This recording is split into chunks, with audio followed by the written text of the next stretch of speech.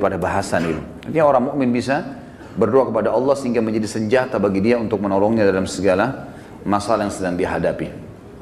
Kita dianjurkan teman-teman sekalian agar selalu doa, dan doa adalah munajat atau curhat, menyampaikan hajat kepada Sang Pencipta, dan tidak boleh lepas. Saya sudah sering ulangi dan saya ulangi lagi sekarang. Doa ini jadikan sebagai rutinitas kita, dan tidak ada aktivitas kecuali diikuti dengan doa. Sampai pada tingkat antum mau masuk ke satu tempat, mall, mau beli baju, minta sama Allah parkiran, minta sama Allah dimudahkan. Maksud saya, ya Allah mudahin saya dapat parkiran ini, ya Allah mudahin saya membeli baju itu, ya Allah mudahin saya masuk ke restoran untuk makan makanan itu, ya Allah mudahin untuk saya bertemu sama orang ini, ya Allah mudahin usaha saya ini, ya Allah mudahin kuliah saya ini, ya Allah mudahin pernikahan saya ini, dan seterusnya. Diikuti dengan doa, dan doa itu kata ulama adalah ibadah. Dalam arti kata, kita sudah melihat hasilnya atau tidak melihat hasilnya, tetap dicatat pahala oleh Allah Subhanahu wa ta'ala. Kalau masih ingat sebuah athar yang saya sebutkan, orang-orang yang rutin berdoa di dunia selalu menyampaikan hajat-hajatnya kepada Allah Subhanahu wa ta'ala. Dia lihat hasilnya atau tidak lihat hasilnya. Maka orang-orang seperti ini yang belum melihat hasil dari doanya, seakan-akan bagi dia mungkin belum diijabah, maka dalam sebuah riwayat dikatakan akan datang orang-orang seperti ini hari kiamat diberikan pahala bergunung-gunung. Lalu mereka kaget, pahala dari mana ini? Bertanya pada para malaikat. Lalu para malaikat berkata, ini adalah pahala doa-doa kalian yang belum kalian dapatkan jawabannya di dunia. Maka pada saat itu mereka semua berharap kalau semua doanya selama di dunia tidak diberikan di dunia, tapi diberikan di akhirat, karena besarnya pahala yang didapatkan. Kita dianjurkan untuk membaca doa-doa positif, dan selalu kita berpikir positif juga pada Allah, itu bersangka baik. Tidak ada doa yang dimulai teman-teman sekalian, baik dengan Rabbana, wahai Tuhanku dan penciptaku, atau Allahumma, ya Allah, atau apa yang kita ucapkan, kecuali pasti sudah ada garis finishnya. Kalau kita sudah mulai start, kita sudah tahu pasti ada finishnya. Tinggal semua jawaban yang Allah kasih kepada kita, semua jawaban yang Allah kasih dari permintaan doa kita, itu mengikuti proses sistem atau sunnatullah yang telah Allah berikan kepada kita. Maksudnya ada prosesnya. Jadi kalau kita berdoa, berarti sudah ada garis finish. Tinggal mungkin seminggu, mungkin sebulan, mungkin setahun. Mungkin ada orang berdoa bertahun-tahun, baru Allah SWT berikan kepada dia. Karena bobot dari permintaannya besar. Maka Allah SWT sesuaikan dengan sunnatullah atau sistem yang dia telah buat dalam kehidupan manusia itu sendiri. Nabi SAW sebaliknya teman-teman melarang kita berdoa, mengucapkan kalimat-kalimat yang berbau permohonan atau permintaan, sadar atau tidak sadar, yang buruk. Kata Nabi SAW dalam hadis Bukhari, janganlah seseorang di antara kalian mengucapkan kalimat doa, permintaan, atau munajat, atau penyampaian sesuatu kepada Sang Pencipta yang buruk, baik buat dirinya, baik buat keluarganya, baik buat hartanya, karena jangan sampai malaikat lewat dan mengiyakannya. Misal orang bertengkar suami istri, kemudian dia mengatakan, saya berharap tidak akan bersama-sama kamu lagi. Dia nggak sadar kalimat ini bisa jadi doa, walaupun dia dalam kondisi emosi. Tidak boleh orang, saya pernah sampaikan kalau masalah anak-anak, kamu nakal sekali. Atau mungkin dia ucapkan tentang rumahnya, kendaraannya, sial tempat ini, panas, tidak beruntung tempat ini, atau bahasa apalah. Doa-doa atau kalimat-kalimat yang terlantunkan seperti ini, yang akhirnya sama saja munajat tapi buruk buat dia, buat keluarganya, buat tunggangannya, buat hartanya, namanya laknat. Namanya laknat. Sudah paham makna laknat? Hah? Mana suaranya? Berarti semua ucapan negatif untuk diri, untuk keluarga, untuk harta, namanya laknat. Dan ini hukumnya dosa besar.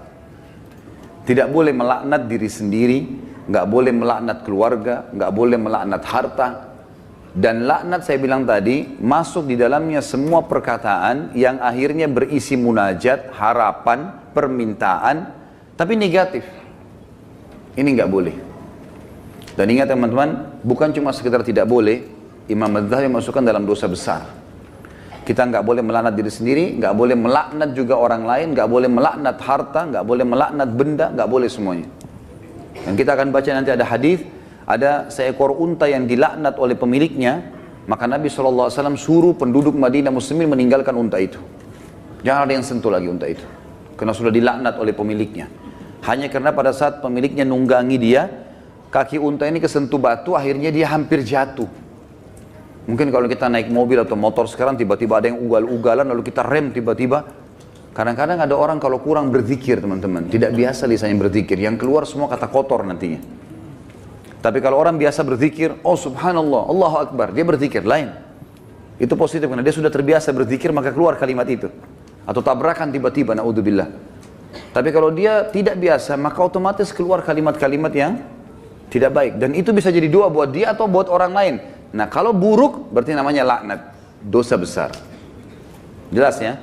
Ini judulnya. Judul dosa besar 39 adalah melaknat. Saya akan bacakan Imam Az-Zahabi mengangkat dalil-dalilnya teman-teman sekalian. Di antaranya adalah hadis riwayat Bukhari Muslim, hadis yang sangat ringkas, pendek, padat sekali. Dan sebagian ulama mengatakan dari hadis ini sudah cukup sebenarnya setiap mukmin punya pengontrol dalam bermuamalah dengan dirinya atau orang lain. Pendek sekali bunyinya. Kata Nabi SAW, la'nul mu'mini kaqatlihi. Melaknat seorang mukmin adalah seperti dosa membunuhnya. Seperti dosa membunuhnya. Jadi kalau kita lagi jengkel sama seseorang, selama dia muslim, kalau kita ucapkan kalimat itu, maka akan kena. Dalam sebuah hadis yang lain apa?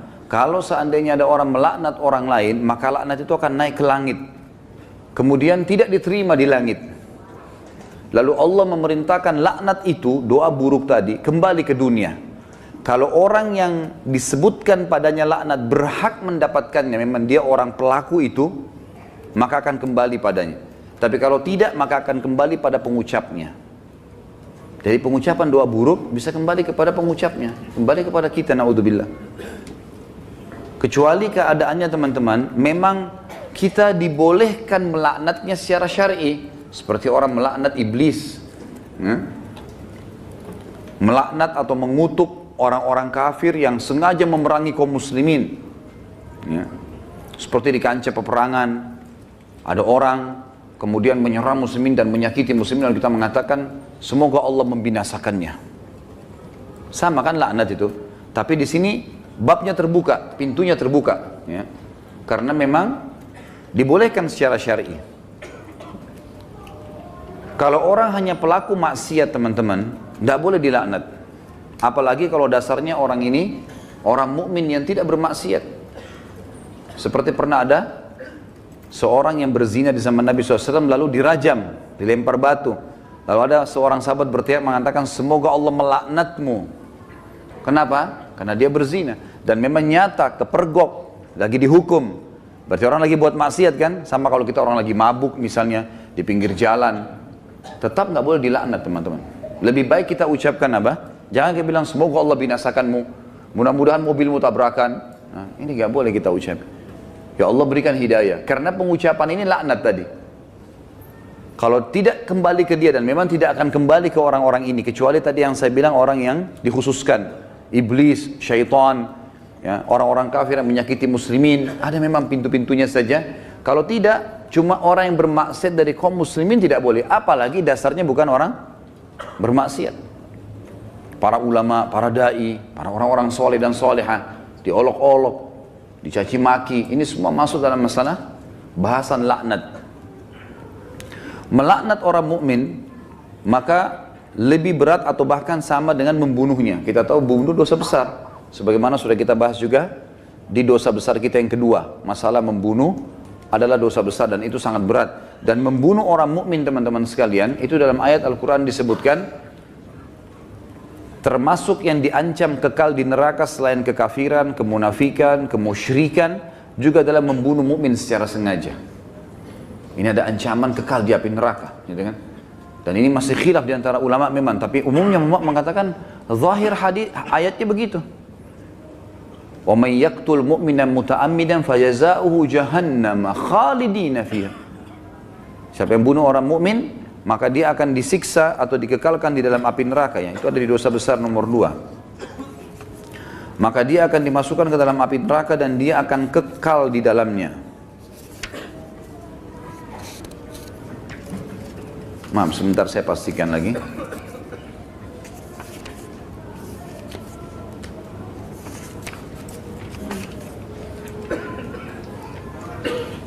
Iya.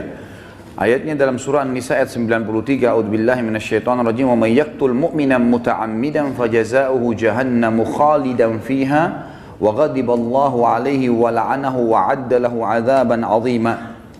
Dan saya beristighfar tadi karena saya salah dalam membaca ayat, tapi ini ayat yang benar, An-Nisa 93, yang artinya barang siapa yang membunuh seorang mukmin dengan sengaja, maka balasannya neraka jahanam dan dia kekal di dalamnya. Dan Allah murka kepadanya dan melaknatnya serta menyediakan azab yang besar baginya. Ya. Sementara melaknat orang mukmin sama dengan membunuhnya. Hadis yang kedua, tadi hadis Bukhari Muslim, hadis yang kedua riwayat Imam Bukhari dan juga Imam Muslim menyebutkannya. Kata baginda Nabi SAW, sibabul muslimi fusuqun wa qitaluhu kufur.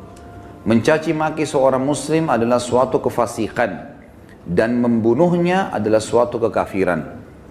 Di sini kalimat mencaci maki seorang muslim adalah sebuah kefasikan. Maksudnya adalah caci maki masuk dalam laknat. Caci maki masuk dalam laknat. Misal seseorang punya pegawai, lalu dia mengatakan kamu bodoh. Kalimat bodoh ini, walaupun dia lagi salah, bukan itu. Itu sama doa buruk kan? Laknat. Maka bisa kembali ke dia, bisa kembali ke dia. Tapi pengucapnya walaupun orang itu layak mendapatkan kalimat bodoh, kembali ke dia kalimat itu, tapi laknat ini bisa kembali menjadi dosa besar bagi pengucapnya. Dan lebih baik jangan diucapkan. Lebih baik jangan diucapkan. Beda kalau kita menghardik perilaku. Misal gini, ada orang melakukan perbuatan yang ngawur dia melakukan perbuatan yang orang tidak lakukan. Misal mobil lagi sangat kencang, kemudian dia tiba-tiba berjalan di tengah jalan, seperti menunjukkan sebuah atraksi atau kehebatan gitu kan. Lalu kita mengatakan perilakunya orang ini gila. Perilaku, perbuatannya itu berbeda. Yang dimaksud dalam sini adalah masuk kepada individunya. Karena perilakunya memang betul salah, gitu kan? Perilakunya salah.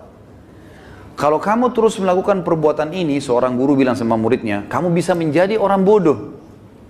Gak masuk dalam laknat itu. Karena yang sedang dibahas apanya? Perilakunya. Perilaku beda. Gitu kan? Kalau kamu terus saja seperti ini, telat datang di kantor, tidak mengerjakan pekerjaan, kamu tidak akan berprestasi. Kata-kata tidak berprestasi, buruk atau tidak? Buruk. Masuk semua dalam globalnya mana? Laknat. Tapi tidak masuk di sini karena dia sedang menilai perbuatan memang yang sedang salah. Beda, gitu kan? Seseorang membersihkan rumah atau masjid masih kotor. Ini kenapa dibiarkan kotor? Kalau begini nanti orang akan menilai kamu buruk. Menilai perbuatanmu buruk. Bukan laknat itu. Jelas ya? Jadi yang kita maksud di sini adalah individunya. Mencaci maki di sini masuk di dalamnya adalah kefasikan dan membunuhnya adalah sebuah kekafiran. Kemudian dalam hadis Muslim dari Rasulullah SAW bahwasanya beliau bersabda di dalam hadis yang diriwayatkan Imam Muslim juga, la yakunu la'anu syufa'a wala syuhada yaumal qiyamah. Orang-orang yang gemar melaknat, lidahnya suka mengucapkan kata-kata buruk. Termasuk sini teman-teman ya, saya sering dengar orang bercanda sama temannya, ucapkan nama binatang, ya.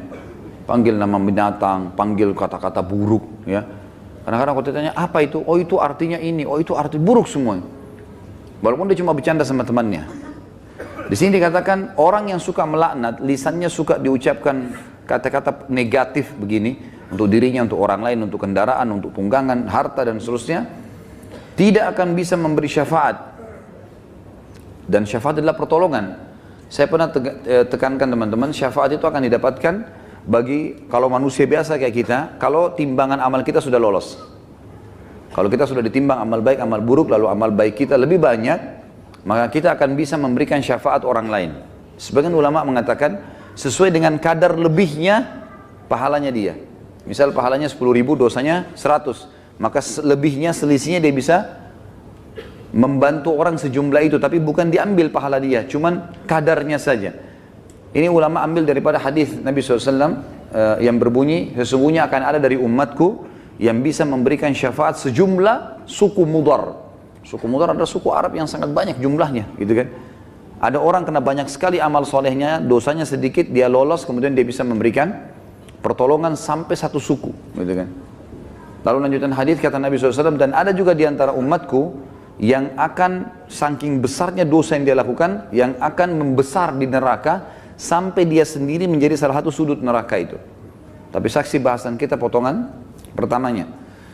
Orang yang suka melaknat teman-teman tidak boleh memberi syafaat. Sebagian ulama mengatakan syafaat di sini masuk dunia dan akhirat. Artinya kalau ada orang mau merekomendasikan orang lain, tidak layak dia bisa memberikan rekomendasi kalau dia sendiri suka melaknat, suka menghardik, suka mencaci maki, suka menyalahkan, ya, mendoakan yang buruk.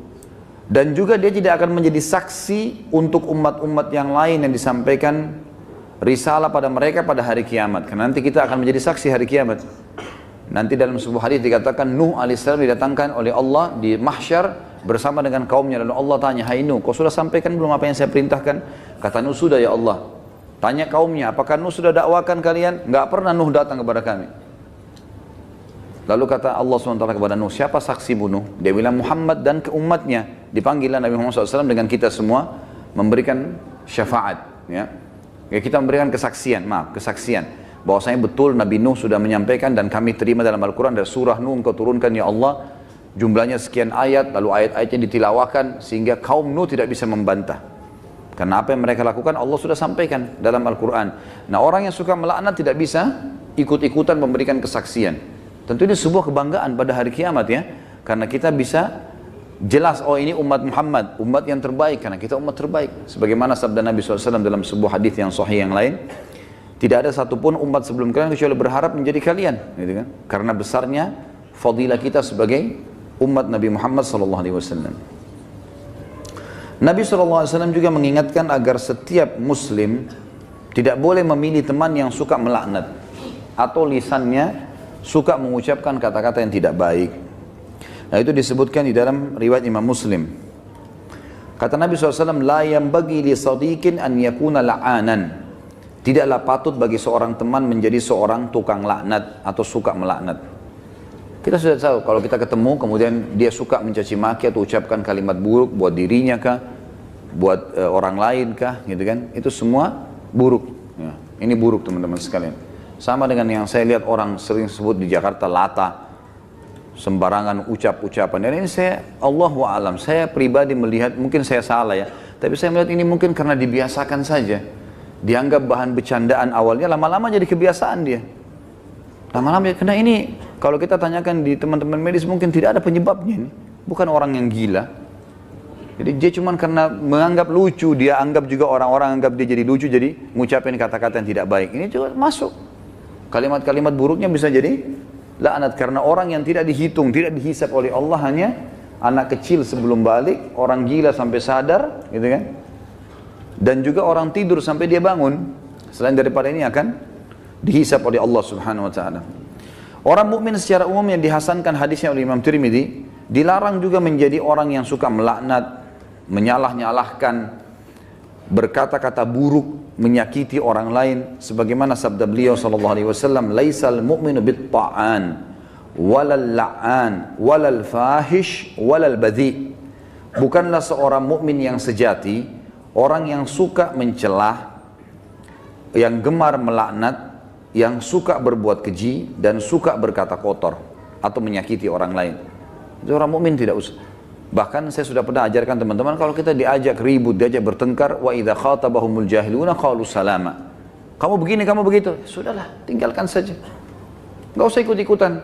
Karena dua orang yang bertengkar, dua-duanya jadi jelek mukanya. Kenapa antum mau ikut-ikutan jadi jelek seperti dia? Karena kita manusia, ada emosi. Kalau lagi bertengkar dengan orang, enggak usah baca WA-nya, enggak usah baca SMS-nya. Enggak usah dilihat. Baca Al-Quran, berzikir kepada Allah, doain supaya dapat hidayah. Belum lihat, mungkin dia marah. Semoga Allah kasih hidayah. Selesai. Insya Allah Allah kasih kebaikan itu. Nanti Allah perbaiki. Gitu. Daripada ikut-ikutan. Ya. Karena dia buruk, kita buruk. Dia melaknat, kita bisa melaknat. Dua-duanya hanya kena keburukan. Dan kata Nabi SAW, kalau dua orang sedang bertengkar, maka laknat Allah turun kepada yang memulainya. Siapa yang memulai pertengkaran, dia yang dilaknat sama Allah. Jadi kalau laknat dari Allah melalui malaikat adalah diangkat berkah hidupnya.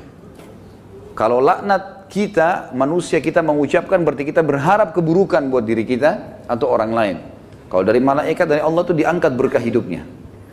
Kalau dua orang bertengkar, maka laknat Allah turun kepada orang yang memulainya. Dan yang tidak membalasnya terus didoakan malaikat agar dapat rahmat dan pengampunan sampai dia membalasnya. Kalau dia sudah balas, dua-dua kena laknat. Jadi tinggalkan saja. Kamu begini, kamu begitu ya, ngomong aja, kita jalan saja. Dia yang ngomong, tulis SMS sampai 1000, tidak usah baca. Tidak usah baca. Kita baca, wah dia begini, balas lagi, habis umur gitu. Untuk apa? Kita kalau balas SMS, balas WA begitu bertengkar itu sudah bisa satu surah Al-Quran dibaca. Satu huruf 10 pahala. Benar nggak? Amalin ya. Jangan cuma benar-benar tapi.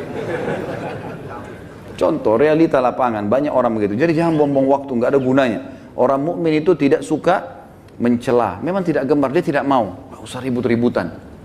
Kita jelaskan pada saat perlu. Kalau ada pun orang teman-teman, ada dosa besar nanti yang kita bahas masalah tidak boleh berdebat. Kalau hal-hal yang kita anggap perlu berdebat, menjelaskan argumentasi dan ada manfaat, sampaikan. Gak ada manfaat, gak usah. Kalau diajak dialog kemudian kita nanti jelaskan juga sama saja, gak ada perubahan dan kita tahu ini sebenarnya salah, untuk apa kita berdebat? Gak ada gunanya kan? Gak ada gunanya. Pernah salah satu ulama di Madinah didatangi oleh seorang syekh Syiah dari Iran di musim haji, waktu kami masih mahasiswa di sana, diajak berdialog, kami mau berdialog. Syekhnya angkat Quran, kemudian dia bilang di depan mahasiswa, saya mau berdebat dengan anda, tapi percaya nggak dengan ini? Quran ini, diangkat Quran, percaya nggak? Quran ini Quran ahli sunnah, 30 juz, Qurannya mereka 49. Kata dia, tidak, saya tidak percaya. Kata Syekh, saya tidak mau berdebat. Lalu rujukannya apa nanti? Nggak ada gunanya. Macam-macam mereka ucapkan, oh penakut, oh begini. Ngomong aja, silakan. Ukir kata-katamu sepanjang mungkin, tidak masalah. Tulis silakan sampai capek. Malaikat juga catat kan. Dan kalau laknat itu, doa itu tidak layak untuk orang itu, kembali ke siapa? Ke dirinya sendiri. Kamu bodoh, kamu begini. Dia sedang bilang, ya Allah jadikan saya bodoh, ya Allah jadikan saya begini, jadikan saya sial. Na'udzubillah. Hah? Paham ya? Alhamdulillah. Amalkan.